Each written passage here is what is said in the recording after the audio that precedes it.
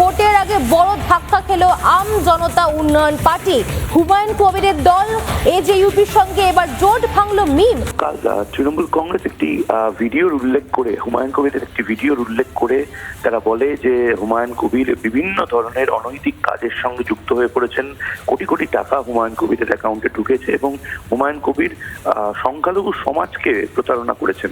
এবং এরপর রাজনৈতিক জলঘোলা হয়। তার যে ভিডিওর কথা বলা হচ্ছে, সেই ভিডিও হুমায়ুন কবির বলেন যে আর্টিফিশিয়াল ইন্টেলিজেন্স বা কৃত্রিম বুদ্ধিমত্তা দিয়ে এই ভিডিও বানানো হয়েছে। কিন্তু এই সমস্ত কিছুর পরে সবচেয়ে বড় যে রিয়াকশনটা আসে, সেই রিয়াকশনটা আসে ব্যারিস্টার আসাদুদ্দিন ওয়েসির তরফ থেকে। আসাদুদ্দিন ওয়েসি, যিনি নিজে কলকাতায় এসেছেন, যিনি প্রেস কনফারেন্স করেছেন, মুর্শিদাবাদে গিয়ে তিনি প্রচার করেছেন, এই সমস্ত কিছু করার পরে এখন আমাদের কাছে যে খবর আসছে, আসাদুদ্দিন ওয়েসি তিনি নির্দিষ্টভাবে নির্দেশ দিয়েছেন তার দল AIMIM কে, হায়দ্রাবাদের দল যে পশ্চিমবঙ্গে নির্বাচন এবার লড়তে চেয়েছিল হুমায়ুন কবিরের অজুপের সাথে, কোনো ধরনের কোনো সম্পর্ক তারা হুমায়ুন কবিরের সঙ্গে বা তার দলের সাথে রাখবে না।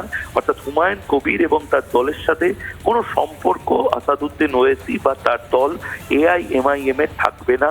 AIMIM বা মিম যাকে বলা হয়, তারা পশ্চিমবঙ্গে ভোট লড়বে, কিন্তু পশ্চিমবঙ্গে ইন্ডিপেন্ডেন্টলি অর্থাৎ আলাদাভাবে ভোট লড়বে। কোনো জোটের সঙ্গে এবার আর ভোট তারা লড়বে না। হুমায়ুন কবিরের সাথে জোট ভেঙে দিল আসাদুদ্দিন ওয়েসি।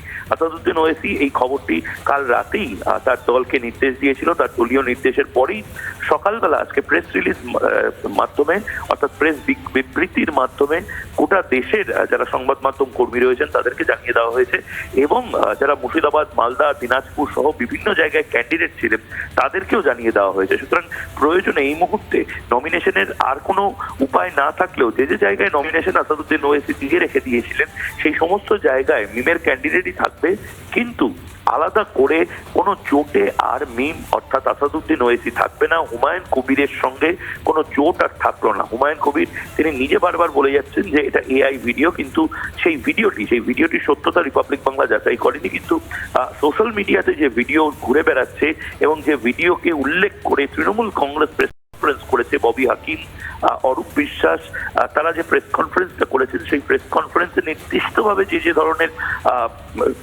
অভিযোগ তোলা হয়েছে সেটি ভয়ঙ্কর। এবং সেই অভিযোগের ভিত্তিতে হুমায়ুন কবির আত্মপক্ষ সমর্থন করে কি বলেন সেই দিকেও আমাদের নজর থাকবে। আমরা হুমায়ুন কবিরকেও টেলিফোন লাইনে ধরার চেষ্টা করব। কিন্তু এই মুহূর্তে যে বড় খবর, আসাদুদ্দিন ওয়েসির সঙ্গে হুমায়ুন কবিরের আর কোনো জোট নেই। অর্থাৎ বাংলাতে ISF ছাড়াও, হুমায়ুন কবিরের দল আজুব ছাড়াও আরেকটি দল মিম, তারা আলাদাভাবে এবার লড়াইটা